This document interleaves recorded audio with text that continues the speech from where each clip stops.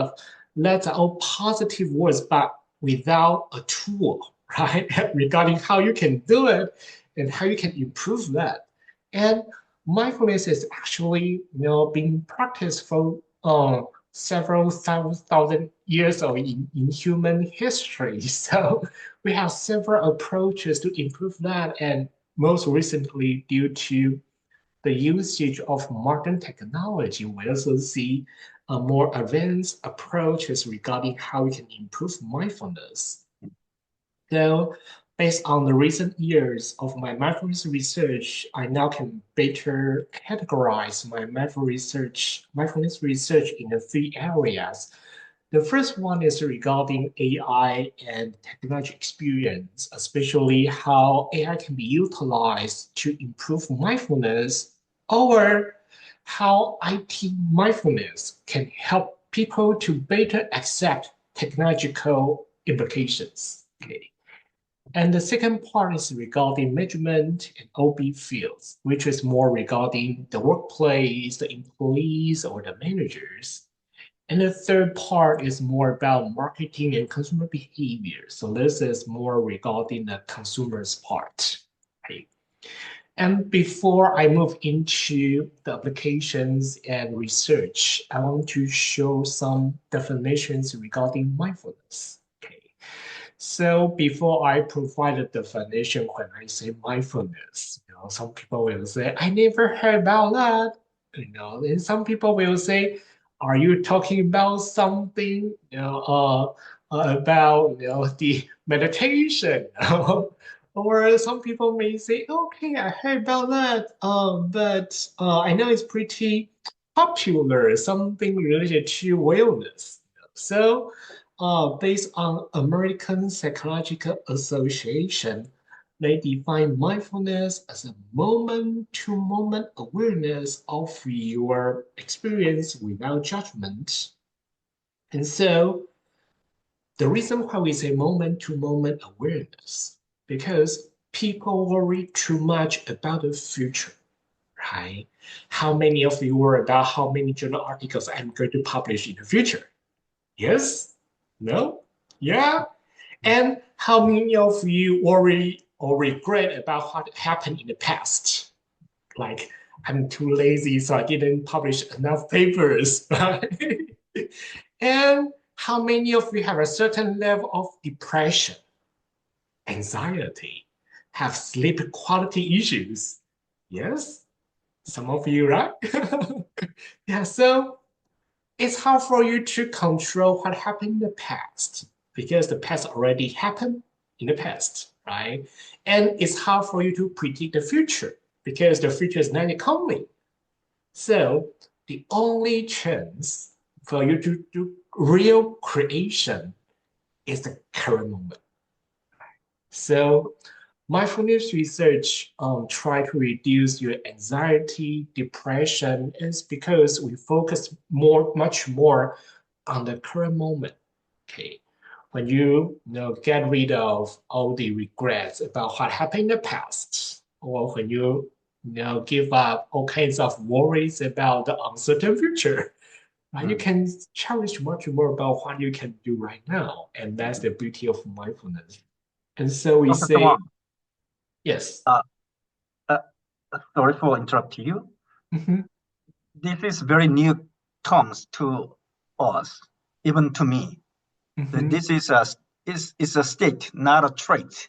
mhm, Uh, which means, the psychologists, including Sigmund Freud and Carl Jung, and sort of people, they have been study about humans, psychologists, trait. mhm. Why certainly suddenly that the mindfulness as a state of mind in a momentous, why that keyword emerging to right now at this moment? Okay, this is a very good question. When we say trait, it's something like you born to be, Uh-huh. right? For example, you have a certain type of personality. That's a trait. But when we say it's a state, it Uh-huh. means we can improve that. Mhm. Okay? When I stay focused, I have a certain level of mindfulness state.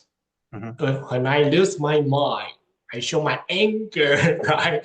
When I lose my emotional control, that's a low level of mindfulness state. So that's why the next sentence here, while it might be promoted by certain practice or activities, then something can be improved by interventions, practices, activities. That's a state. Okay. Okay. That means if we go to the Taiwan, in a couple of days, and I feel better through that short-term, visitation in a certain place, and the experience good, and my mindfulness is getting improved through the tourism or hospitality service, something like that. Yes, I will mention more about the examples and the definition. Yeah, but pretty close. If you go to Damajan Mountain, which is a Buddhist association, they have a mountain area for you to practice meditation. If you get a chance to go there and spend a few days or hours over there, just calm down yourself and feel peace of mind. That's the improvement of your state of mindfulness. Yes. Yeah. Or there are several other approaches and applications. I will mention about that later. And Thich Nhat Hanh, who is a famous Vietnamese-based Buddhist monk, he also mentioned that mindfulness shows us what is happening in our bodies, emotions, minds, and in the world. So through mindfulness, we avoid harming ourselves and others. So this also shows similar quality of mindfulness, right? And regarding the concept of mindfulness, by literature, I mean ancient literature, definitely we find some literature from Buddhism and Hinduism regarding mindfulness, especially we can trace all back to the Pali words, the sati, which means awareness, the state of being aware of something. And then vipassana, which means illumination, the state of keeping careful watch. Sometimes we can be aware of something, but the state of being mindful won't be able to stay long. Okay. And that's also the common problem of most of the college students who have the problem to stay focused. You feel like I need to stay focused, but I'm like a Nemo. My brain can only stay for 8 seconds, right? Yeah, and so how to stay not only be aware of, but also keeping the careful watch is the key.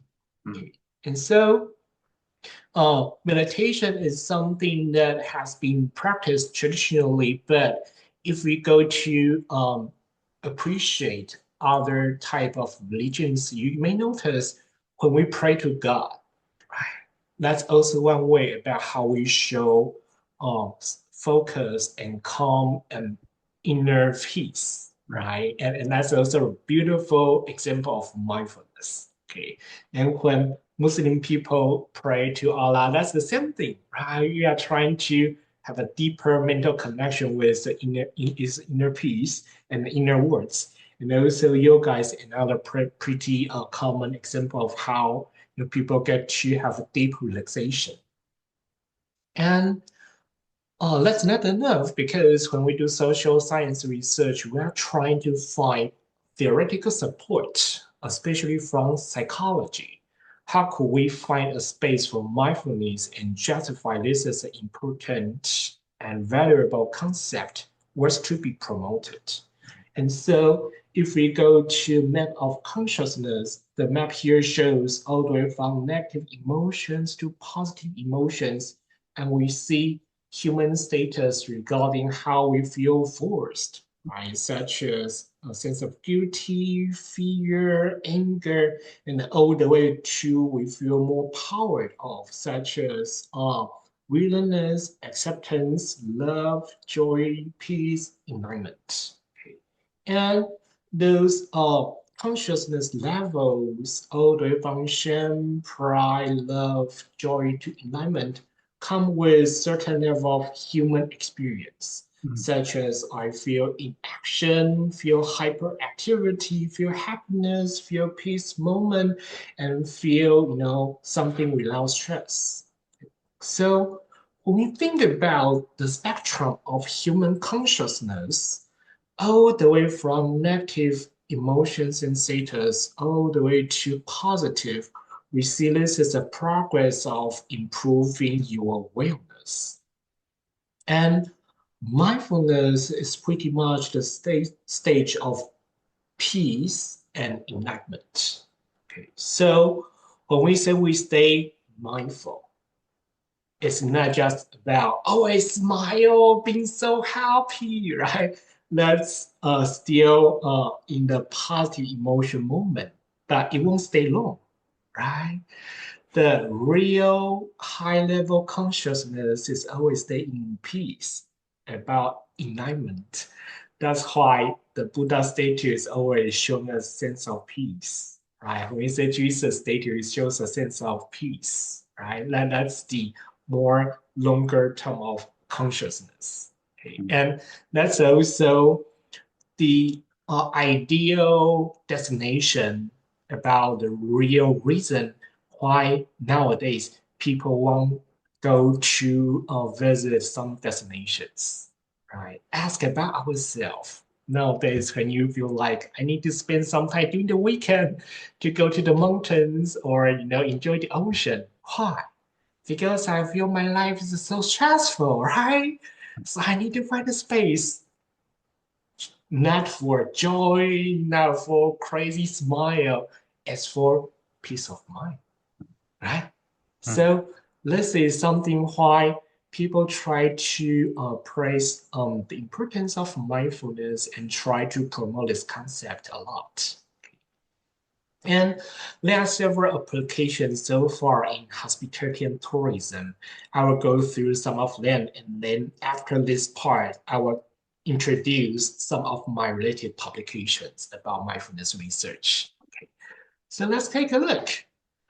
The traditional practice of mindfulness comes from temples, right? So we know some people will go to Thailand, right, to be a 7-day monk, try to stay in a temple and get rid of all the worries that's being a part of the deep prison experience.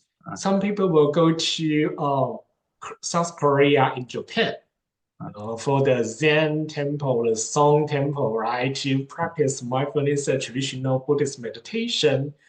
And this flyer is pretty interesting. This is from a Presbyterian church in Taiwan.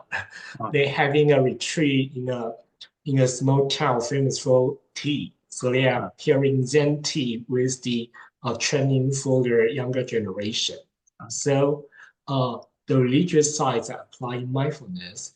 And the second part, top managers in the Fortune top companies are highlighting meditation and Zen retreats and mindfulness because they notice that top managers got super stressful. When you become so stressful, you won't be able to make clear decisions and do high quality creative ideas. So some of the companies will bring a group of top managers to attend meditation retreats, and that's being a global popularity, and it's promoted by Forbes, which is with readers from all business people around the world. Okay.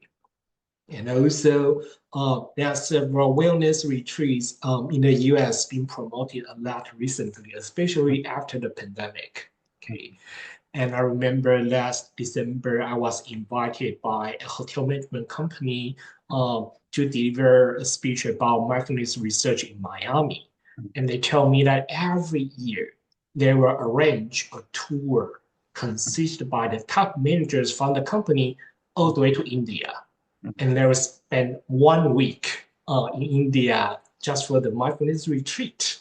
And I feel because the top managers are doing hospitality revenue management decisions. They're controlling the pricing strategies and all kinds of financial decisions. So they feel, having a certain few days, to clear your mind, right, and to enjoy the peace of mind can actually help them a lot in their decisions. Okay. And the next example is the traditional mindfulness activities, including Zen tea, Qigong, Tai Chi, yoga, meditation. These are also part of the activities being promoted a lot in traditional tourism activities. And nowadays, we also see several tour companies. They are arranging mindfulness travels to the public. And those companies are not just in Asia. There are also several tour companies in European countries or even the US. They notice nowadays the entire human society is full of anxiety. So in the past, we talk about luxury tours, right? We want to show off, enjoy hedonic value, right? But nowadays, people value more about how we can have a deeper relaxation. And so this is being an emerging market. And also mindful tourists, based on TripAdvisor, they noticed that an emerging trend of travelers are solo travelers. They are trying to find their own space, the me time, try to have a deeper connection with themselves and try to have a deeper relaxation. So sometimes they only decide where I want to go, but I don't have a certain detailed itinerary, right? Because in the past, when you do a tour, right, you have a huge detailed schedule, right? Several places you need to go to in one day, right? So you get out earlier than the chicken and then run faster than the horse, then right, do everything much quicker without quality of time. And so the mindful tourist experience is being considered right now. And this is another example, the mindful working experience, especially for Floridians resorts by the ocean. So Florida is a beautiful place next to the ocean and the Gulf of Americas, right? And so we have several resorts where we can have a beautiful beach, and the tourists will love to walk around the beach. And so mindfulness work, when you walk on the beach and try to breathe in, breathe out with the ocean sound, that's a very relaxing experience. Right? And so this is something also being promoted a lot within our region. Okay. And mindful yoga in resorts and theme parks are also examples. Okay. Nowadays, we see several resorts and hotels, especially five-star hotels and luxury hotels and resorts.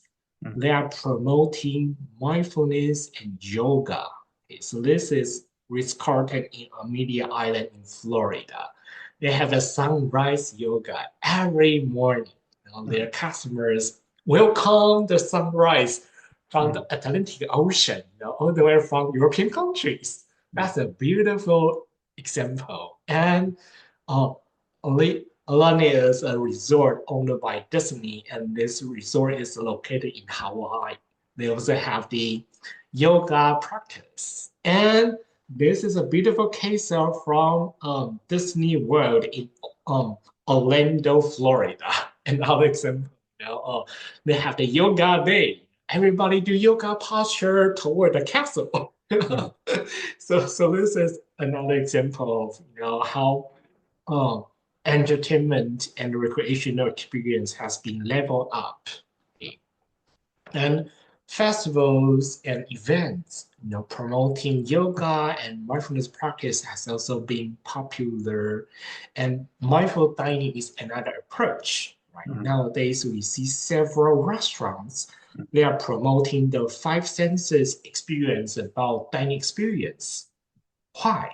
Because when you put your detailed taste to each of the senses, you are experiencing a moment-to-moment experience, right? The better you can practice mindful dining, the better you can value and appreciate the dining design, the display of the meal, and the decoration of the dining environment. And that's also why we see five-star restaurants, fine dining restaurants, they are promoting mindful dining a lot. First bathing, right? This is a concept from Japan, right? Regarding how doctors and psychologists are promoting this concept to improve human mental health by inviting visitors to enjoy the beauty of the forests, right? Hug the big trees and walk around the forest and just lay down and breathe with the forest, right? That's a deeper connection with the nature environment, right? And has been something also popular in the US. When people honor forest bathing, they talk about the beautiful tradition from Japan, the forest bathing. And the next one, mindfulness-based art performance. This has been a trend in Taiwan. So these four photos are from Taiwan. Some destinations are trying to invite performers and art performing groups to design mindfulness-based performance based on the nature environment. Okay, so we can see those two photos are from a destination which is lake and mountain forest-based destination, and they invite the performing art group to utilize the trees, the lake, to create a type of performance so the visitors can feel healed and relaxed. And this is another destination, which is in the beautiful rice field in my hometown, Taitung, Taiwan. And they organize this type of performance every fall. When the farmers are celebrating the harvest in the fall season, and they invite the performers to show some performance paired with the nature environment, to create a sense of zen, right, and the nature beauty. Okay, and nature-based mindfulness practices has also been promoted a lot. So we now see several mindfulness promoting groups appearing with some forest destinations to create workshop and retreats to the attendees. And this photo is from Hoshinoya, which is a luxury Japanese hot spring brand. They're having their first property in Taiwan, and this is from their property in Taiwan. The Hoshinoya is pairing with the mountain view to promote the mountain-based mindfulness body extension. And mindfulness apps, that are cool, this is your field. Technology, right? We see how technology has also been paired with mindfulness practice. Okay, so IT and app designers are thinking about how the sounds of ocean, the sounds from the forest, can be paired together with a guided meditation to save those people who are so stressful in the big cities. Okay, so this is additional profit, right? And also devices for mindfulness, right? When you want to do meditation, when you want to do yoga and do some meditation experience, you are not sure whether you have deep enough mindfulness status or not. And then some devices has been developed. The Muse is one famous technology company to create mindfulness technologies. And they create this kind of headband to offer the guided meditation. And during guided meditation, they can also monitor all kinds of waves and EEG related numbers to check the quality of your mindfulness status. Okay, and chatbots for mindfulness. We have AI chatbots, that's also part of the research topic right now, right? In hospitality and tourism.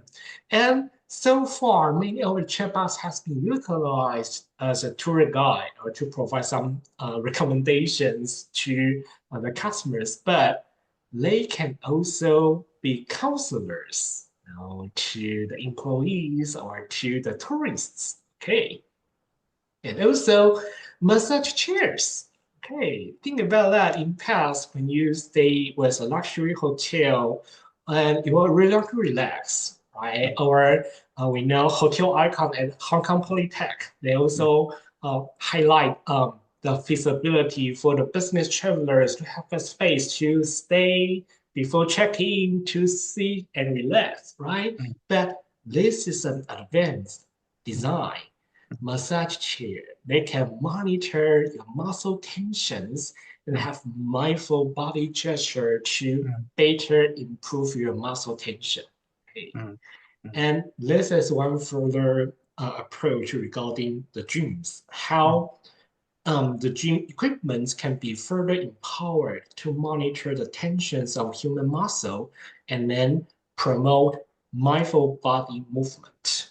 Okay, because many of the mindfulness practices regarding yoga, right, regarding qigong and tai chi, right, they're about body mind movement and how the monitoring of human muscle tension and temperature can better be powered with digital screen to provide personalized guidance for you to have better physical health. That's also the trend happening right now. And AI dog is also part of the example because we know emotional AI has been developed so far paired with some AI devices in the beginning stage. And we can see in the near future, AI dogs can be able to tell the owner's emotions. Okay, like a real dog. And then they can, show some emotional support to pair with the owner's emotions and guide you to have a better relaxation and improve your emotions. Okay. It's And really improve on emotion. It's this destroy my emotion. I said scary one. mhm. Huh? and yeah, and digital interactive opportunity for some of the art museums are on the way.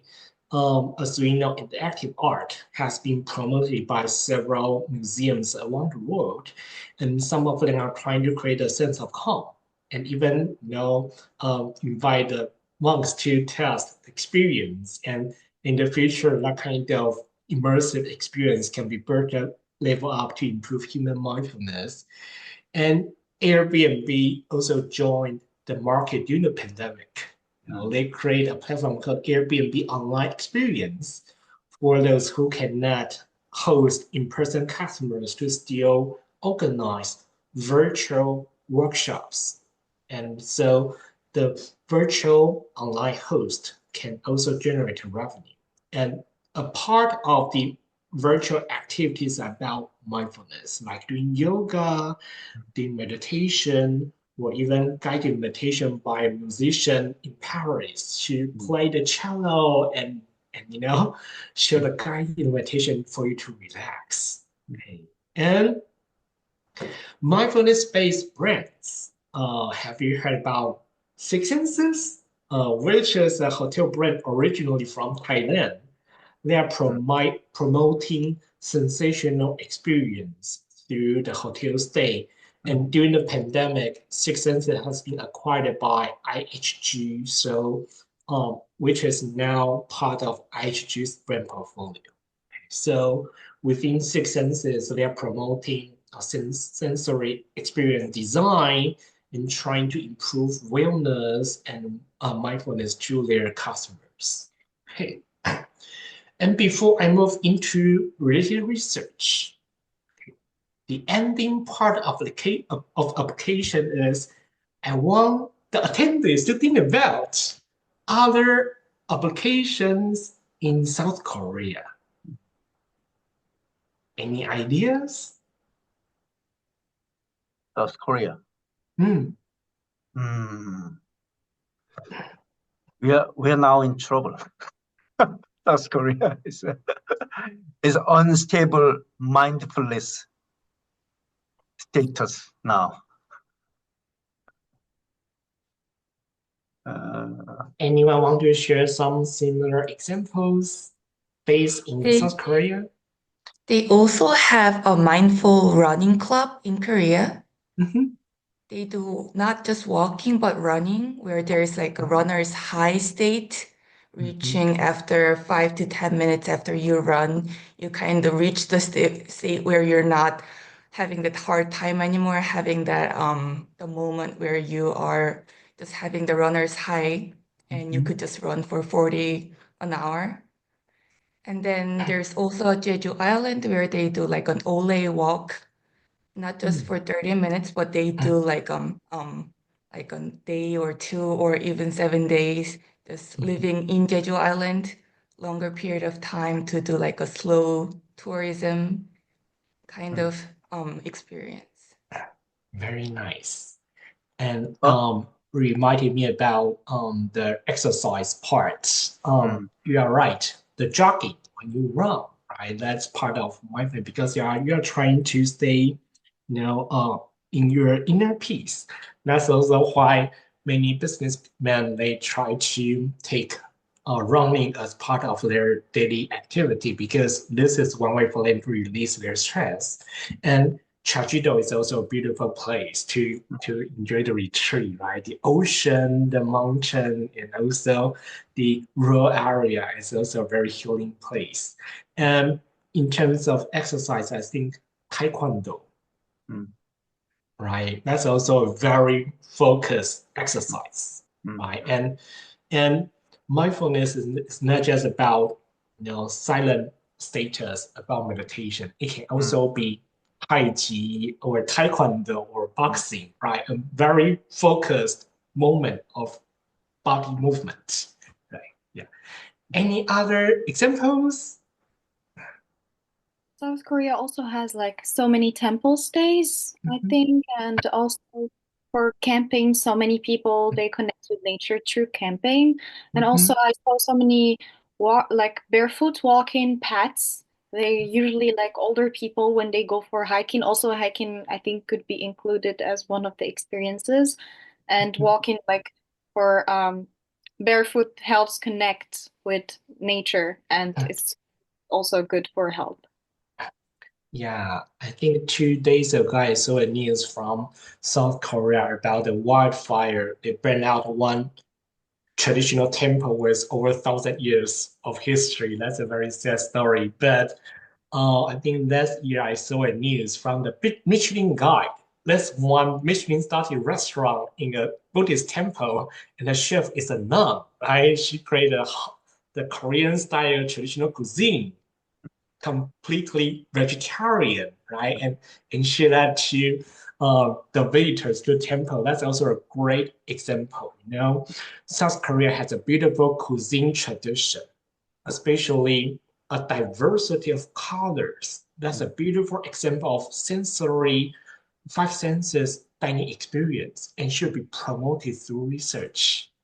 And also, when you talk about human immersion with the nature environment, one very specific case is the female fish women in Chajido. They swim all the way to the deep ocean to pick up right the raw ingredients from the ocean.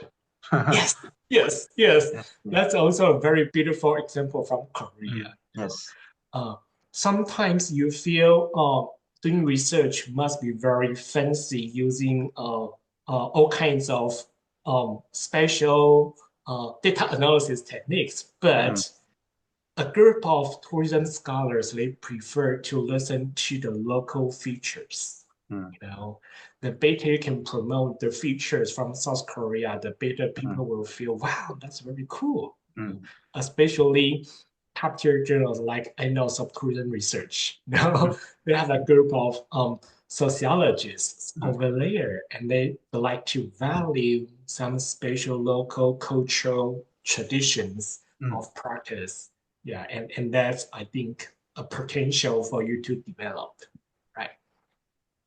And Yao-Chin, like current research and current issues in this domain, as we discussing now, the pretty much Asian-oriented aspect, like meditation, yoga, and some of the temptation.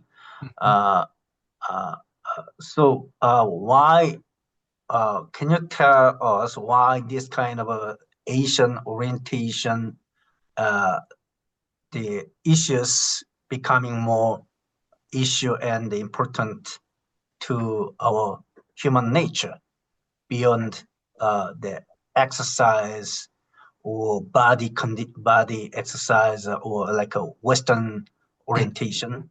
So far, they are focusing on something physical stuff rather than mindfulness or rather than the psychology.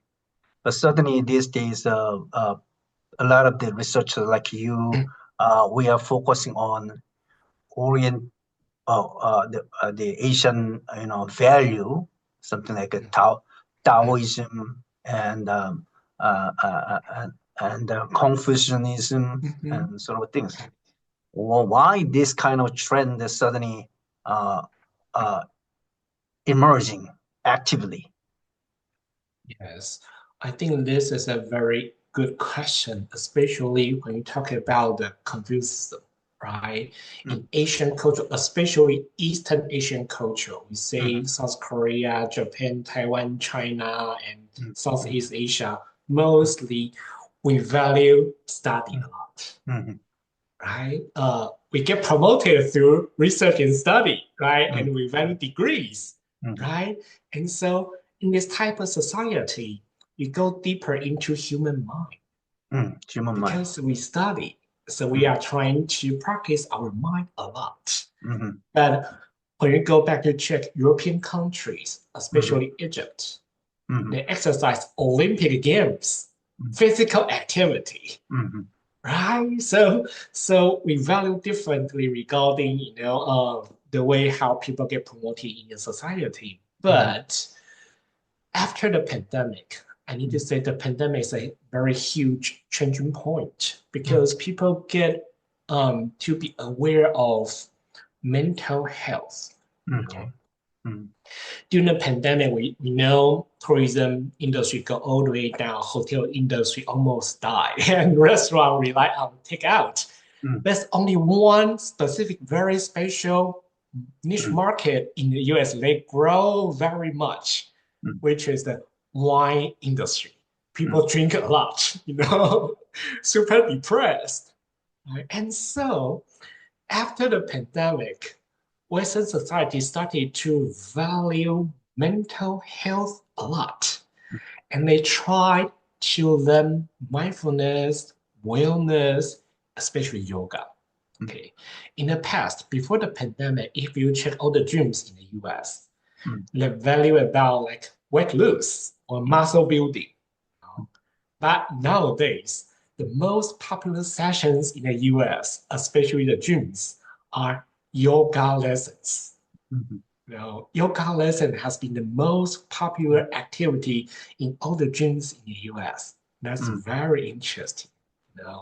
People try to connect more, with their inner peace, and this is still growing right now. And we also see restaurants and hotels, they are also toward the mindfulness design. Restaurants, they highlight five senses design, the sensory design, the detailed sensational design, right? That's the high-end fine dining design target. People don't talk too much about how expensive the lobster is. They talk more about the smell design, the healing, the taste, the raw ingredients from the mountain, right? That's a different style of how people value restaurant levels. Same thing in the hospitality field, right? When we talk about all the way from economy, middle upper, upscale to luxury five-star hotels. We are talking about all the way from how we can satisfy a place for sleep, the Maslow's level of needs, right? Are you satisfying the level at the bottom, just a place to sleep, or are you trying to solve the higher level psychological needs about the dream to reach my peace of mind, or the higher level needs regarding I want to reach the higher self?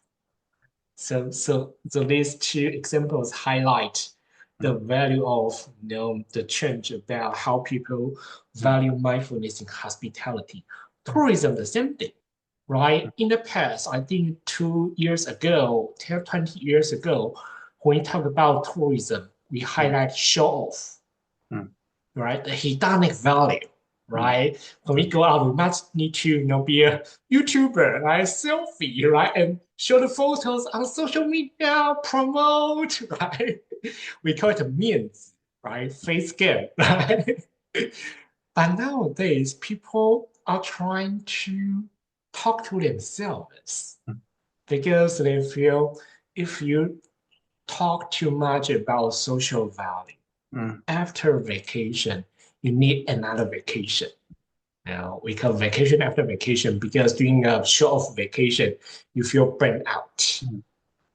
The original reason for you to go to a trip is to relax. But during the entire trip, your focus is mindlessness. It's all about how other people are going to value my trip, right? On the phone, right? You don't pay attention and be mindful care about how you truly relax, right? So we see the rising patterns of why mindfulness has been getting promoted. And a similar term is about wellness, right? Wellness is the same thing, right? We talk about wellness tourism, we talk about wellness design, wellness programs a lot, especially the most recent years. My opinion about mindfulness after listening your presentation, since the internet era, and that internet goes to the smartphone and goes to the AI, and every single things connecting to the device and social media stuff. So a lot of people bonding together through the internet and the network, and the people influence each other. So people's mind is too much influence each other. That means that we are probably relatively too much affection by other people. So it's time to a little bit more finding myself through the mindfulness sort of things.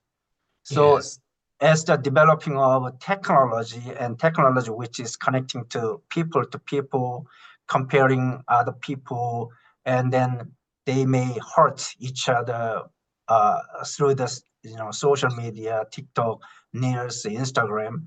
And then the opposite side of that is mindfulness, something like a detoxination, from that technology driven the affection influence each other. So there's kind of it's time to return to the people meditate yourself and finding yourself and who I am, and then look at others and me, and then consideration of those dyadic relationship. I think is not only physical wellness, but also mental wellness is definitely is a great business point. Yeah, especially 2 months ago, I went to a conference, and there's one attendee challenging me about the difference between mindfulness and the mindlessness.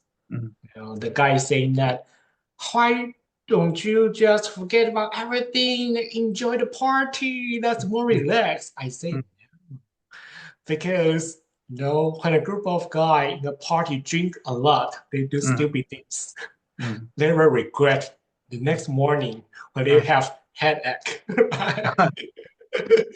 Yeah, when you feel like, I really want to relax, but you don't focus and be mindful regarding how you truly choose a mindful approach to relax, sometimes you can bring more stressors during a trip. Yeah. Right. And the next part, I'm going to share with my research findings through 4 approaches. In the past years, I tried to study mindfulness and apply that into several of my publications. And now I feel uh, uh, I can better categorize them into those 4 categories. The first category is about approaches to improve mindfulness. Okay. And the other 2 parts are using mindfulness as a contra or as a theory in either marketing research or measurement research. And the first part is based on the photos I shared with you, all kinds of applications. Okay, so this is a huge part you can explore. Okay, and these 2 are also great opportunities where you can easily apply mindfulness in your research model, right? To create, either through a marketing approach or through a measurement approach. Okay. And regarding approaches to improve mindfulness, which is about interventions, and I'd like to start from the very first traditional approach, Zen retreats at the temple. Okay, and so this is the research I work with the Buddhist nun and monk utilizing their temple to collect feedback from their participants to join a 7-day Zen retreat. Okay. And then I collect the feedback from all the participants. And this feedback is from over 500 participants. And as a secondary data analysis using thematic analysis of the data. And here shows the framework about my findings. So very first part, meditation. Many of the participants, they read the books from the monk. They feel lost, empty, they have some kind of dilemma in life and career. And they are trying to pursue personal growth. And you know what? Over 50% of the participants are top managers in a business. They feel lost, they feel empty, as they feel there's no meaning in life and career. So they are trying to pursue a retreat. And during a retreat, they get some knowledge growth about how a mindful lifestyle should be developed, and also learn some spiritual growth, and there are some outcomes to benefit their personal life. And also, the literature from Buddhist sutras also helped me to create this figure showing that the sensational experience from from eyes, ears, nose, tongue, body, and mind to create awareness of color, sound, smell, taste, touch, and awareness of mental phenomena. This is pretty much like the fine dining design. Nowadays, we're talking about the 5 senses dining experience, right? And through the sensational experience, we are trying to reach a certain level of mindfulness and try to reach peace of enlightenment. Okay. And when we further diversify the population of tourism, okay, when we talk about the Zen tourism part, the majority of the participants, they just want to enjoy some type of lodge. It's not a major activity of the entire tourism experience. And smaller group of the participants, they just want to enjoy a certain type of lifestyle. And only a very top 5%, they want to attend the retreat. This is pretty much like mindfulness related branding. Okay. There's a restaurant group called Tao Group. They are creating all kinds of Asian Taoism decoration of the restaurant, in a dining environment. So the entry level is easy. You kind of getting a part of involvement with mindfulness, and Westing is a little bit advanced level of mindfulness lifestyle, because this is a wellness restaurant and it's pretty general. And six senses, which is very specific, as you can learn from the name of the brand, right? They create all kinds of mindfulness experience, all the way from dining, from activity, from sleeping, right? Everything all together about mindfulness focus. Okay. And the next article was developed during the pandemic. I work with my friends in Harvard Public Health School to talk about occupational health. Okay, how mindfulness practice during the pandemic on a daily basis can actually improve human mental health. Okay, so this is a longitudinal study made during the pandemic, and the participants need to join an 8-day longitudinal design. They do guided meditation 10 minutes per day. Okay, so we have two groups. The first group, they do nothing but take the daily survey for 8 days. And the other group of people, they do 10 minutes guided meditation every day, the same thing for 8 days. They also take the daily survey. Okay. And the survey covers skills about state mindfulness, cognitive and affective mindfulness, and also occupational health, such as positive or negative work reflections, perceived abusive supervision, and depression. And here shows the beautiful outcome. The data here, the red one is the control group. The green one is a treatment group. Okay, so as you can see, the overall, the treatment group about mindfulness regarding the mind or regarding the body, we see a huge difference, right? So this is from day 1 all the way to day 8. Okay, so you think probably from day 3, we see some gap showing clear. Mm. And this is another mindfulness scale, which captures attention, present focus, awareness, and acceptance. Okay. And we need to admit that some type of mindfulness need longer term to be improved. Okay. Only 10 minutes per day sometimes can improve something seriously. But for some features, we think maybe need more time. But we still see present focus, awareness, acceptance, overall shows a better performance. Okay. And work reflection. Positive work reflection shows that during my leisure time, I think about the happy moment at work. Okay, so for students, after school, when you eat dinner at home, you feel like, oh, that could say I'm a good student. I feel happy. Now this is a positive work reflection. Okay, and negative work reflection means during leisure time, I recall my memory about my classmates say I'm stupid. I feel sad. That's a type of negative work reflection. So you see, treatment here in positive is increasing, better performance, and inactive is lower than the control. Pretty good, right? And abusive supervision, the same thing. We all sometimes unfortunately get a chance to meet with some bad supervisors at our workplace, and we see the control group go all the way up. We thought maybe in the beginning of the study they are too shy to say I have a very bad supervisor, but after 5 days of fear, yeah, I have the courage to voice out and say my supervisor was so bad, So we see the the real number here. But the treatment good, the scores go all the way down, right? They kind of stay in a more calm status of their mind. Depression, the same thing.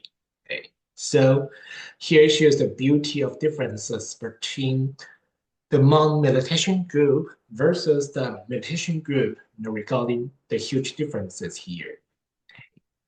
And the third study is about mindfulness assisted AI assisted mindfulness in tourism, hospitality, and events. This is a conceptual article to highlight the direction for future research. And at that time, when I wrote this article, I feel like I need to find a giant scholar to back up me to study this conceptual article. So I invited Dr. Muzo. He's a giant scholar in quality of life, and he also recognized that mindfulness is an important, topic of our fields. So we propose this framework to highlight that AI-assisted mindfulness experience can be promoted and started from all kinds of AI interventions through either the devices or the platforms. Those can improve the state mindfulness first. When you use that, your body, your mind, your different sensations get changed, right? And then that will gradually improve your trait mindfulness. So like Dr. Ku asked, the difference between state and trait. Everything starting from the state. When state becomes stable, that will change the trait. Okay, so the trait is a much longer term like personality. But before you change your personality, before you change your long-term tendency of behavior, you need to change your status first. Okay. And then we see that will influence people in our fields, especially their attitudes, emotional and behavioral changes. And we see the managers, employees, tourists, customers, event attendees can also get benefits from the psychological changes. And also we highlight the formation of mindfulness is from state mindfulness to trait mindfulness. Okay. And also apply what gained from tourism, hospitality events into daily life is important. And to talk about AI-assisted mindfulness, the easy thing for us to find a niche market to get started is to find some related areas and activities. Okay, so this covers what I mentioned before, right? The forest bathing, the wellness, the slow food restaurants, or yoga festivals, right? These are places where we can further improve, and also we can further think about the traditional approach or the mindful applied approach. These are also the areas. And when we think about the other side of AI applications, how the devices and platforms can be powered with mindfulness opportunity, such as the something that can be portable by individuals or mostly within the buildings or in outdoor activity. Something portable by human. One example from the slides I shared with you is the news, right? The headband device, which is something portable by individuals, can be an AI device to support mindfulness. And some others can also be improved. And regarding the platforms about the systems, platforms can also be powered with some type of design.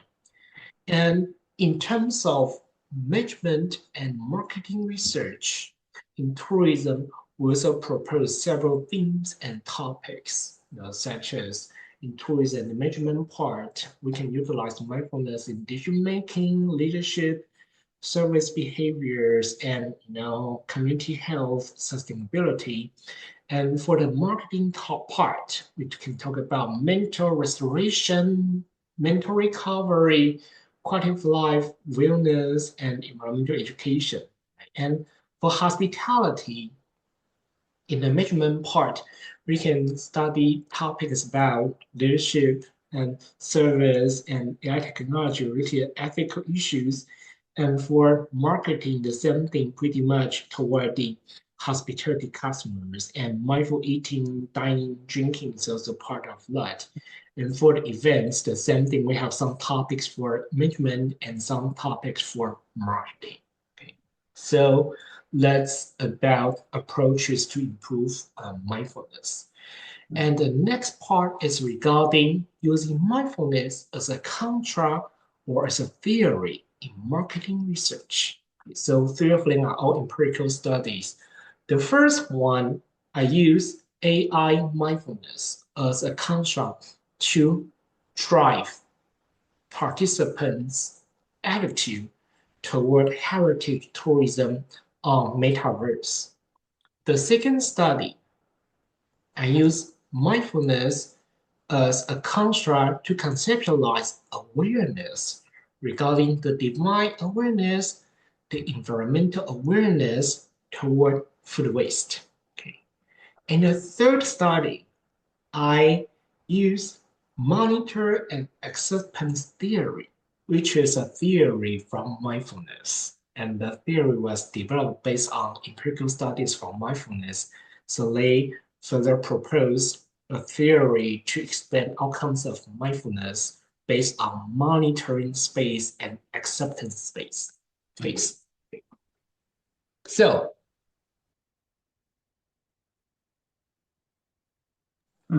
hey, the first Great. one, the first one, metaverse situation. We create a scenario here using Expedia's metaverse platform to create a scenario, invite participants to experience the virtual platform, and then take the survey to see how the experience actually improve their perceived value and to engage with pro-social behavior toward heritage sites. And we use IT mindfulness as an antecedent. Okay. And as we learn about mindfulness, IT mindfulness is a concept applied into technological usage. And what's IT mindfulness? Technological mindfulness is a concept that you stay no judgment, open-minded to try. Right? The reason why nowadays we talk about all kinds of robotic studies, people have anxiety to accept or try new things, right? Those worries, those negative expectations are all from the past, are negative feelings, but having a non-judgmental state can help us to better, fairly accept and try the new technological tools. So technology mindfulness has been applied a lot in MI's related studies. Okay, and we found the beautiful outcome here. Technology mindfulness actually improve individual psychological ownership and then further enhance athletic value, conversational value, and then to willingness to donate and intention to volunteer. Okay, so these are the pro-social behaviors. We also see a beautiful moderating effect here. Okay, and that's based on the biospheric value, which is more related to the metaverse experience. Okay, and the second one, religious beliefs and food waste prevention practice, and we propose divine and environmental awareness. I don't know whether that's also something in Korean culture, but in Chinese culture, we say if we waste food, it's a type of wasting your good fortune. You know, the God, the divine will punish you if you waste your food. Yeah, and if you cherish your food, it's kind of you developing good karma. Okay, so you will be able to marry a good partner in the future when you grow up. And so, based on that kind of awareness, I create divine awareness by divine retribution. That's a punishment from the divine. And also divine rewards. Okay. And religious beliefs will enhance your awareness of the divine retribution and divine rewards. And these two, one positive and one negative, will enhance your environmental awareness. Right? Thinking about the resource scarcity, right? The resources are limited, so I cannot protect the environment. I'm protecting the resource from God, right? So I'm a good person, so God will provide more reward to me, right? And the other idea is, I stay eco-friendly, right? I'm embracing the mother nature, right? So God will also provide some fortune to me, right? Mm. So that's pretty much the idea of the entire uh, um, mechanism here. So we say from religious beliefs to divine awareness, which is pretty much the religious norm. And from divine awareness to environmental awareness, these two awareness create the religious-driven awareness formation. And we also developed scales to measure divine retribution and divine rewards. And we collect data from both Taiwan and the US. Okay. And the interesting part, divine retribution happens beautifully in Taiwan only. Because in the US, especially churches, they never heard about all kinds of divine retribution. Yeah, so they value divine reward and they value religious beliefs a lot. Mm. So this is pretty much about the cultural differences and also religious differences. When you apply mindful behaviors in sustainability, right? How would you aware of the differences in different regions? Okay. And the third one, monitor and acceptance theory. Okay, so the topic itself has nothing to do with mindfulness. We are trying to test AI-powered autonomous vehicles, a human-less driving opportunity at events. And we are having the attendees to try the human-less drivers as a transportational opportunity and see how they can change their behavior. But we apply mindfulness theory because we are trying to see how much they can be aware of the new technology driven by IT mindfulness as a monitoring mechanism, right? When we say sensational design, when we say body, mind, movement, when we say five senses experience, it's about monitoring. Okay, you monitor about the changes and you are willing to accept and make some changes. That's it. That's a beautiful theory to explain how people be aware of the new technology and are willing to accept and make some changes. This is different from the current TAM model, right? Or some other theoretical perspectives used a lot when people study robots, right? But mindfulness research can provide an advanced level, especially how individuals are aware of the change and how individuals are willing to engage and make some changes. So the mother here shows the beautiful outcome.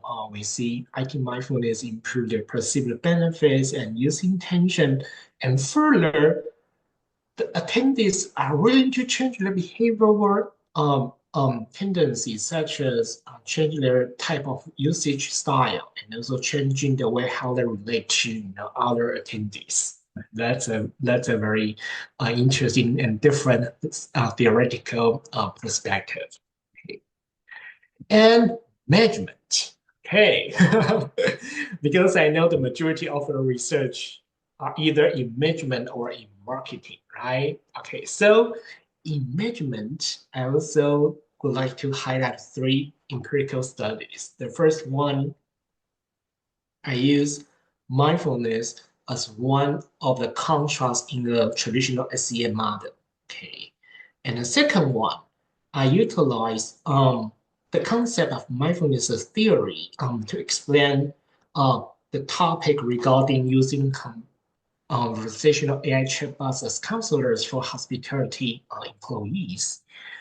And the third one, I try to again apply IT mindfulness as a driver to see how hotel newcomers are willing to perform better in an online training platform and further grow their cultural competence and career development. Okay.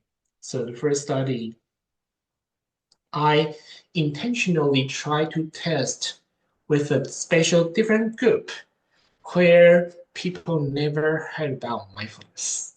Because as I say, some people think mindfulness is about Buddhism. I say no. I think a Muslim in Catholic, in churches, we all do it in different forms.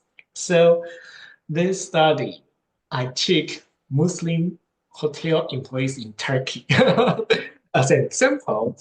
And during the pandemic, we know restaurants close the door and they only take out, right? And so they also fire several employees. And so very, very limited people need to handle the takeout and also take phone calls and receive all kinds of complaints. So political skill is important.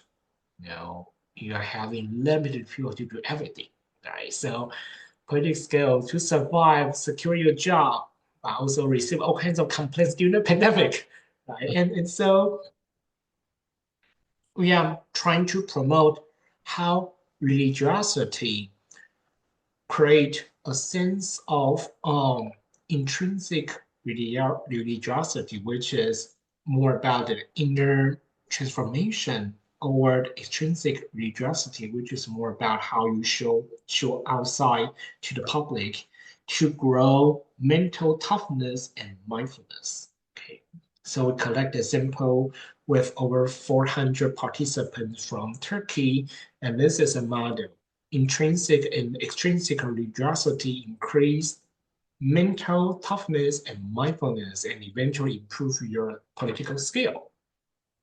And the outcome shows those two types of religiosity will enhance toughness and mindfulness. And mindfulness and mental toughness are both great predictors to political skill. So this shows mindfulness is also an important mechanism within the model. And the next study is using AI conversational chatbots as counselors for employees. When I designed this topic, it's about 2021 in the fall. And at that time, AI just getting started. And I felt people will quickly study robots, to handle all kinds of operational skills. But I think that's something to be pretty popular around the world. I need to do something special because I'm a mindfulness researcher. And from mindfulness perspective, I know chatbots has been used, and so using chatbots as counselor is feasible. But how could I convince the participants to take AI chatbots as counselor to talk with? The group of participants should be open-minded enough to imagine the near future situation.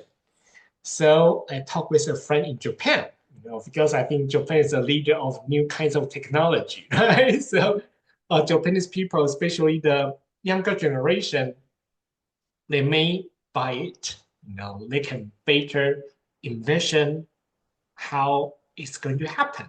Okay, so I create a model to show the scenario, how features of physical, psychological chatbots could be, and plus all kinds of functions of chatbots and behavioral outcomes. And the scenario is the AI counselor, the chatbot is powered by an app. Okay, so app fatigue is a moderator. Okay. And we showcase a video to the participants regarding how conversational AI can actually talk like a real human. So the participants can choose the Japanese version. They will say Japanese and to handle the conversation. And we got the outcome, which is positively supported as an example. Okay, so this is an empirical study. And the next one is using AI, IT mindfulness as a driver to an AI-supported training platform. And that's cross-cultural training platform developed by a technology company in China. They are trying to use AI to do the grading for college students, cross-cultural training, especially during the pandemic, because when the pandemic came into China for 4 years, they all locked down the entire city, right? And all the students at universities, they do study within the campus. And so that's also why I have several co-authors because they collect data from each of their universities and colleges. So that's a real human student participants. And their hospitality major students are also doing internship with hotel properties. So again, I test how IT mindfulness help those students to learn on the platform. Okay. And the platform's learning effectiveness help them to have better cultural intelligence, right? Because during the pandemic, there's no international travel. So how are you going to train your students to talk with foreigners, right? It's all happened on the online platform, and that enhance their career abilities and career development competence. And that's also completely supported. Okay. Finally, the applications. Okay. In the beginning of today's presentation, I mentioned all kinds of applications, right? And I like to highlight two of my empirical studies. Okay. The first one is farm-to-table events. Okay. The sensory experience at farm-to-table events, and then we create a scale. What's that? These are all the photos from Taiwan. Okay, so there are some tour companies and farms and destinations and even Aboriginal tribes. They work with the tour companies to organize all kinds of events, either under the moon, by the ocean, or on the rice field, or under the grass, tasting the wine, and also enjoy the sensory experience, or also get blessing, from the tribal religious leader, right, to show some blessing to you and enjoy the religious food. Right? That's a beautiful example. And we try to, based on the sensational differences, and develop scales and further test the scale dimensions with different outcomes, such as customer satisfaction, loyalty, place intimacy, and place passion. So we see some differences in some of the significant outcomes here. All right. And the next one, which is also the final empirical study I'm going to showcase today. This is about the Airbnb online experience. This is a platform developed during the pandemic. And we highlight the mindfulness themed experience. And we're trying to focus on how the online host, they create a storytelling strategy. Okay, so this is a beautiful example of the cello meditation concert. And the host is in Amsterdam, Netherlands.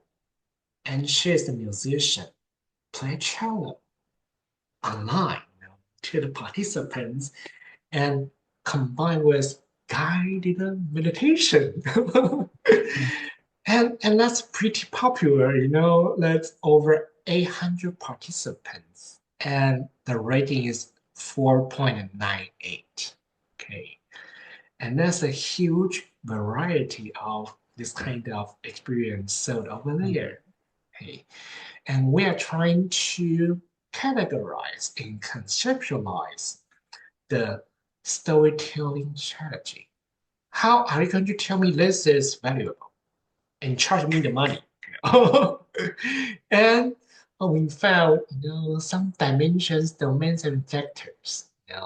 They add some value by showing the positive vectors such as love, healing, health, connection, wellness, and also create a sense of social economic portray, through peace and using different age, to build some more connection through the place, the expertise, and also different personality, and also a type of exotic atmosphere. I'm from China, from Japan, from India, from cross-cultural perspective, and and also further we conceptualize the framework to showcase the stage, the virtual stage, about how the three domains are delivered to the audience, and stage has both front stage and a backstage. Okay. So the performer provide the performance and the audience provide the money. Okay. And between the back and the front stage, we also have a before, during, and after the virtual tour. Okay, so this is a longitudinal timeline of the performance regarding how the host create a storytelling experience. And further, we propose this figure to showcase the exchange happen through this online storytelling. Right. So Oh, yeah, the final part is about research trends. Okay, we have listened about the definition, applications, the research, and now each of you may be interested about doing something related to mindfulness, right? And you don't want to be the follower, you want to be the leader of new ideas, right? So here, let me show some trends. Okay. We see some trends from what is mindfulness. Now, this is pretty much like 10 years ago. And nowadays, people talk about mindfulness is important. And they started to explore and examine mindfulness themed practices and interventions. Okay, so empirical study, based on all kinds of applications. And also, in the past, people feel like mindfulness is from Buddhism. No, no, no. Remember my Muslim hotel employees in Turkey, right? Nowadays, we try to explore similar forms of mindfulness in other religions. Okay, and also we conceptualize mindfulness as a shared status feature around the world, and we try to conceptualize mindfulness as a secular and global perspective. Okay. And also, in the beginning stage of mindfulness empirical studies, people try to borrow mindfulness scale in your model, in your SEM model. That's super easy, right? But nowadays, we try to explore and use some mindfulness-focused construct. One example is IT mindfulness. And you have seen my utilize IT mindfulness in some of my empirical studies, right? So traditional mindfulness scale from psychology is very long, capture all kinds of mindfulness status. But we need to take a more applied strategy, right? Think about things that we are now focused on AI research, robotic research, right? How mindfulness can be better paired with this kind of technology research is the key. And also explore mindfulness theories. And there are actually several mindfulness theories developed in recent years. And they are great sources to explain how people are not suffering anymore and try to improve their peace of mind. Okay. And also, in the past, people study in-person mindfulness practices. But the most recent studies, they focus on technology practice. If you check Google Scholar and use mobile app plus mindfulness, you can find all kinds of empirical studies from medical schools, from MIS journals. And I think nowadays we talk a lot about virtual tours. We talk a lot about metaverse, right? And we talk a lot about robots, chatbots, right? We can borrow this concept into, right, into smart tourism, right? And further, AI mindfulness, right? We talk about AI, and AI nowadays has been used a lot in operational functions, but it will very soon be applied into emotional testing. Emotion AI can test human emotion from your muscle changes on your facial expression. So that should very soon change the way how AI can not only solve functional problems but also emotional problems. Think about that. Today, when you walk into a hotel lobby, the service robot is powered with emotion AI. It can test your emotional feelings and status and inform the front desk employee what kind of music we need to play for this guy in the hotel room, right? And when you enter your hotel room, the perfect color, the perfect music matching with your emotion, right? And when you sleep, emotional AI can sense your human brain waves and release some type of smell or perfume or music to guide you for high quality sleep. Fantastic, right? So I think there's a lot that we can explore and do in the future. So this is ending of my presentation wow. today.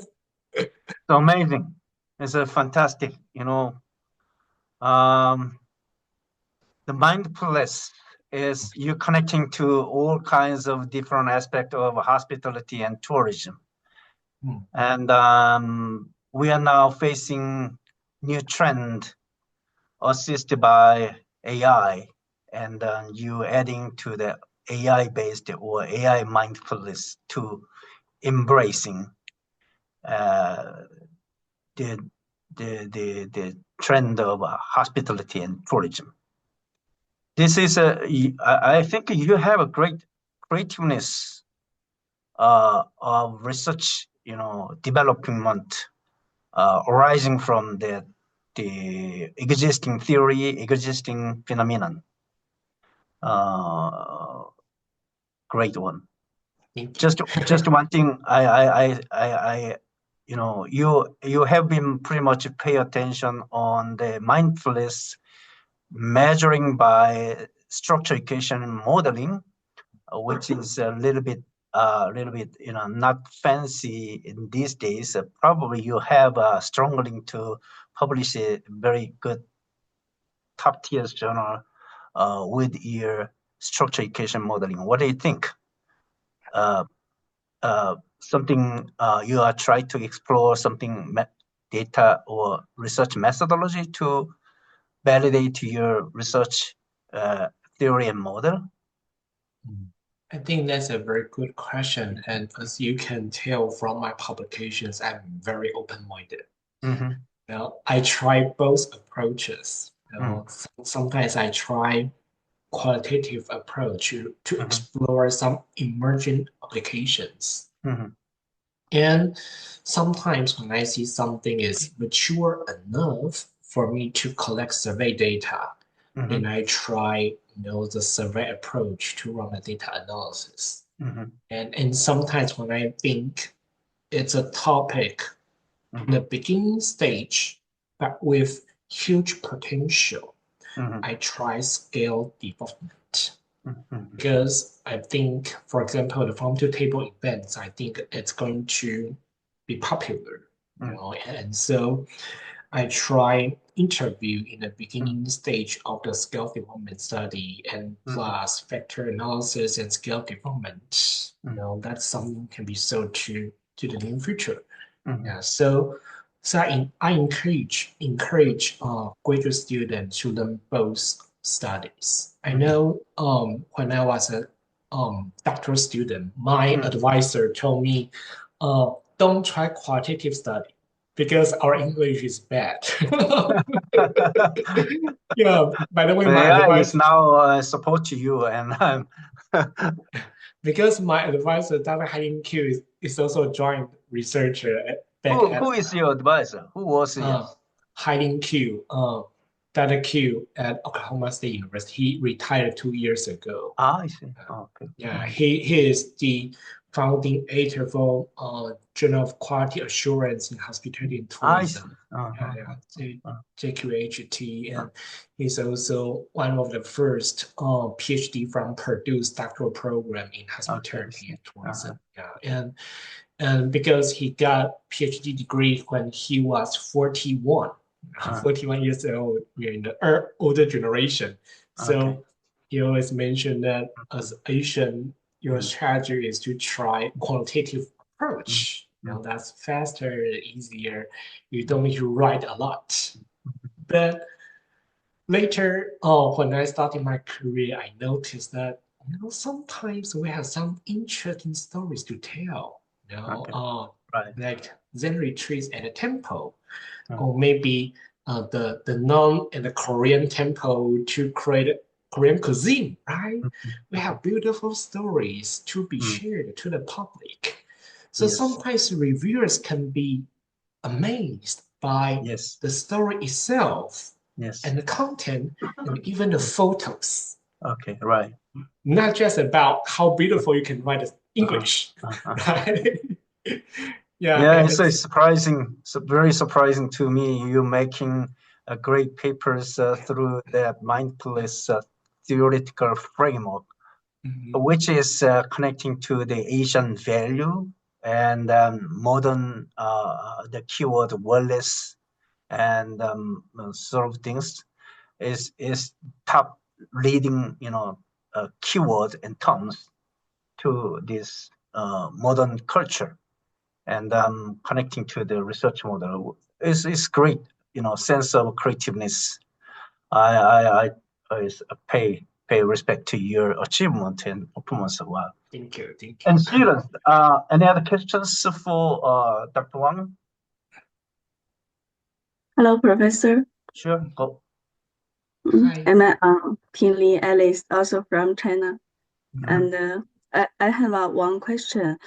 Because previously I also, when I wrote my dissertation, I tried to use the mindfulness in one research model as a moderator.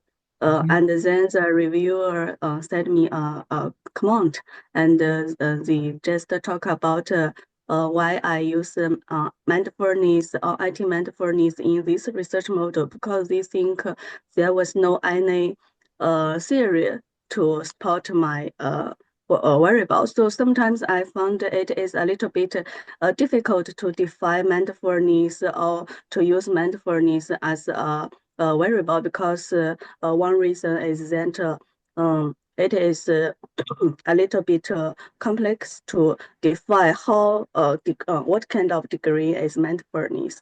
And also another question is that there is a little bit difficult to find some theory to spot the IT mindfulness or mindfulness in our research model.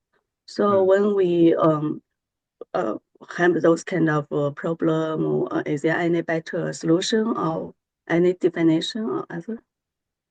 Okay, thank you very much. I think this is a very good question. And as most recently, I also been invited as a reviewer to many journal submissions related to mindfulness. And one common mistake from writers is that they actually don't know the clear definition of mindfulness and IT mindfulness. Sometimes when they borrow the concept as a construct in the model.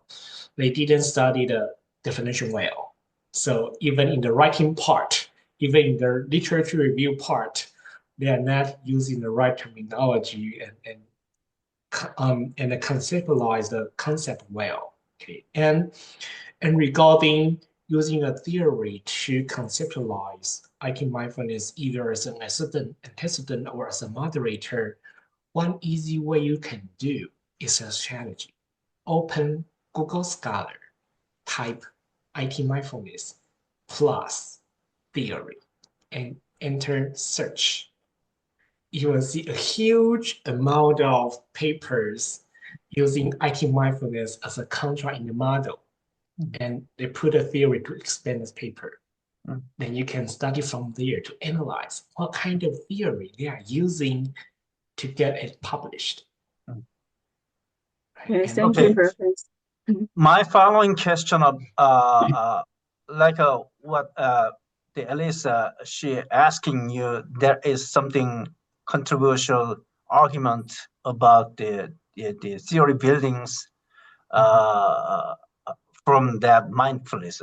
Sometimes probably pretty much critics on the mindfulness, which is nothing new or something, as some people look mindfulness as a new avenue of approaching to the mental and minding sort of things. So if I positioned as a positive, it's pretty much acceptable your theory building. But if someone critiques to the mindfulness is not the new, it's kind of a new, branding out of that old, theoretical, body. So through your experience so far, how about this? Probably there's something seriously talking about that kind of a critics by reviewers. What are your experiences? I think one potential reason could be not being a good storyteller. It's a reason mostly go back to the author team. They just put all kinds of constructs into a model and try to do data-driven approach to create all kinds of relationships, but without tell a good story. Okay. Right. And that's a pretty common mistake. Sometimes when students do a CM model, right, they always put loyalty at the end, satisfaction in the middle, and trying to find something new in the beginning. Right? But the entire story looks like boring and nothing special, right? And sometimes you just want to add something new, but without tell a good story. That's not an interesting topic enough to convince readers the originality is enough. So to do our research model building, the best way is to have a deep thinking. Convince yourself this is a good story.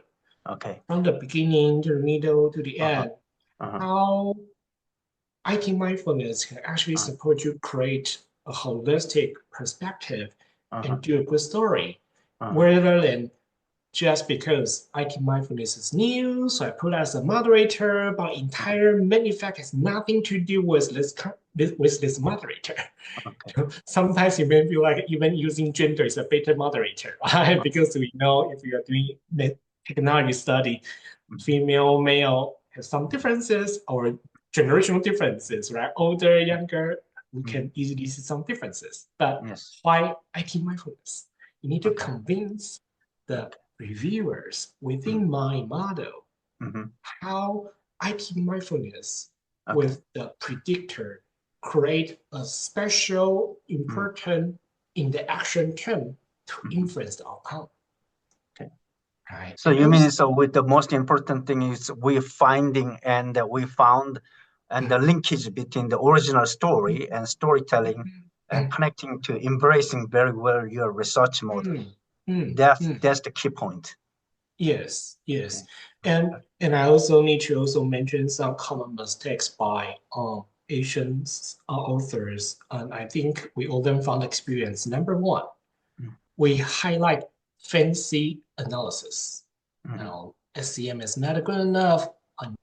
Higher model testing, multi-level testing, and all kinds of sources testing, right? And multi-research in one single paper and all kinds of testing analysis. We are trying to show off the fancy numbers and analysis. But what's the meaning? We are not Department of Statistics. We are Department of Tourism and Hospitality Management. Okay. Right? So go all the way back. Why your topic is meaningful and important in this industry is the core topic. Right? And number two, we think in order to create all kinds of fancy analysis, I need to put several contrasts in a huge model. We are building from a small table into a huge method, a huge house with all kinds of contrasts and over 10 hypotheses, over 20 hypotheses without a focus. Right? That's also another common mistake. And as you can tell from some of the empirical studies I shared here, each of them have something interesting, something special, but they're pretty simple, right? That's a well-sized story, right? Be a storyteller is the key for your paper to get published by top-tier journals, because you will always be able to find someone who can play data better than you. And many of the reviewers, they don't value how fancy your data can be played, because we are hospitality and tourism management field, right? At the end, we still ask, right, why the topic is important and meaningful. Okay, students, any question to him? Feel free to, sure, go ahead. Professor Wang, thank you for your great lecture. You let me to know another possible research direction, which I really into. So personally, I'm a huge fan of a book named A Power of Now. So I want to ask you something without the academic stuff. So how does this mindfulness change? Does this mindfulness thing change your life, or do you have some amazing experience after practicing the mindfulness? Yeah, that's my question. This is the best question of today. When I was at University of Arkansas, one day, my friend who is working for Tyson Food in the accounting department, and she's originally also from Taiwan, and she told me there's a Buddhist nun traveling all the way from China to the US to deliver Dharma. And she can speak Chinese, but not very good at English. And we need to help her and try to support her. And I say, okay, good. So, we've met the nun in my office for the first time, and the nun started to teach us doing Zen meditation, the traditional sitting meditation, and teach us some dharmas, and that's how we get started every weekend. And after one semester, she encouraged me. She said, Yao-Chin, you need to do some research about mindfulness. I said, no, you know what? I'm in hospitality and tourism. We value hedonic value. We value show off. We do all kinds of non-mindfulness stuff. No one is going to value mindfulness. But she continues to say, Yao-Chin, you need to focus on mindfulness. This is meaningful.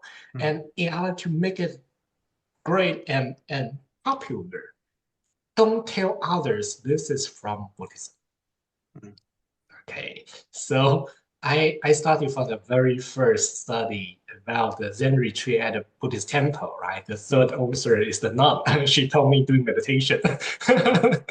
And after that, I tried to study all kinds of secular and global perspective without mentioning Buddhism. And that's been a journey for myself. And in my home office, I also have the meditation mat, and sometimes I do meditation. And we all struggle sometimes when we do research, right? You read several papers but have no idea regarding how to create your model. That's okay. do meditation. Yeah. Some of the research models come to my brain after I do meditation. And psychologically, they say when you insert all kinds of information, sometimes it's like you're putting all kinds of items in your pot without cooking it. But you need time, integration, and absorb everything, and then the wisdom will create. Right. So the deeper inner self, the calm moment, can help you to have a deeper clarity for your brain to choose what's truly the focus for me to be a good storyteller for my research model. Okay. So very good. Yeah. Thank you. Thank you very much. Any other questions from other students? I do have a question. First of all, thank you for your lecture. That was really like enlightening. I'm interested. One of my field of interests nowadays, like recently, is implementing AI in tourism. But my question is as so far I've been only exposed to mindfulness activities or places like retreats that are directly linked to nature and like yoga and those things that are or temple stays that are close to nature. But you mentioned using AI, which is artificial. It's the opposite of natural. Isn't that contradictory, or is it acceptable, accepted by people? I'm not sure how it's going to be perceived by people who just link usually mindfulness to natural activities. This is a very good question. This is pretty much like decades ago, people challenged whether professors can use PPT slides to teach. and nowadays, we all use PPT slides, right? And in the past, before the pandemic, people say, when you want to learn Dharma, you need to go to the church or go to the temple. But during the pandemic, all kinds of service happen on Zoom, right? And in the past, when you say, when I want to learn yoga and all kinds of body movement, I must need to go to the gym. But nowadays, there's all kinds of exercise apps being created. So the same thing, when we think about the nature-based intervention, in-person activities, they can actually also be powered by softwares or by mobile apps or by some fancy tools through technology. That's pretty true. Yeah. And I think the Muse, right, the headband company, the slide I shared today is a great example. Yeah. Okay. My following comment on that, the questions, actually, the mindfulness Professor Wang Yao-Chin, he reading these topics with his team members. But if you want to join that kind of a mindfulness theme, probably you have to study the data-driven analytics, and which is linked to the biological systems and biological areas. Those guys study a lot about the blood type, DNA type, and sort of things. Then probably you may find out actual linkage between mindfulness and the human body, this symptom and datas. That's probably you can jump into the mindfulness study in another way. Yeah, I'm working with some professors in occupational therapy, and we are talking about how mindfulness with technology can help the aging population, especially in Florida. We know many rich people, they move all the way to Florida because we don't have snow, and this is a paradise for retired people. And so we have several senior living communities.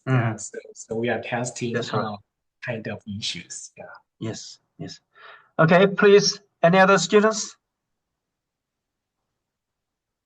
this is great moment. You can connecting with the Professor Yao-Chin Wang. Okay, good. Professor Yao-Chin, we are in the Seoul, Korea, and you are in the Florida. So what's your recommendation to our students in South Korea? As I said, cherish the cultural features in South Korea. That's a beautiful resources where you can create something special for publication. Mhm. So far, I have tried co-authors mindfulness research through Taiwan, Japan, and China, and even Turkey in the US, and I haven't had a co-author in South Korea. So maybe if Dr. Korea interested, maybe you can do some collaboration in the future. Yes, yes. And please writing up papers for Journal of Smart Tourism, which is a smart tourism mindset or mindfulness. Okay. I will. Definitely, we are necessary of the kind of a new, fancy, trendy topics for Journal of Smart Tourism. So I look forward to your great papers with your teams. Okay. Thank you. I will spend the summer to write something for the journal. Sure. Okay. Today we have